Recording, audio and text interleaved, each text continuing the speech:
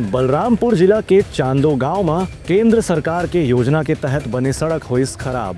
ग्रामीण मन कलेक्टर से निर्माण में गड़बड़ी के करीन शिकायत। बलरामपुर जिला के खुसमी इलाका में ग्राम पंचायत चांदो में गिनी तक की जो सड़क निर्माण हो रही है में काफी बड़े भ्रष्टाचार की शिकायत सामने आए हैं। आदिवासी विकास विभाग के महत्वाकांक्षी प्रधानमंत्री आदर्श योजना के तहत इस सड़क के निर्माण कराया गया से वर्ष 2022-23 में सड़क बनने के बाद यहाँ लगातार सड़क की मरम्मत नहीं हुए से अब सड़क की हालत खराब हो गई है।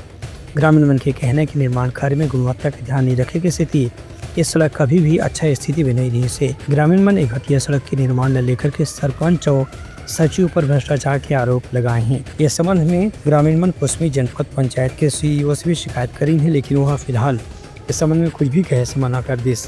एक बार ग्रामीण मन कलेक्टर से शिकायत करी तो हाँ मामला ने दिखवा करके होकर जांच कराए के भरोसा दिवा है। ब्यूरो रिपोर्ट उत्लंघा न्यूज़।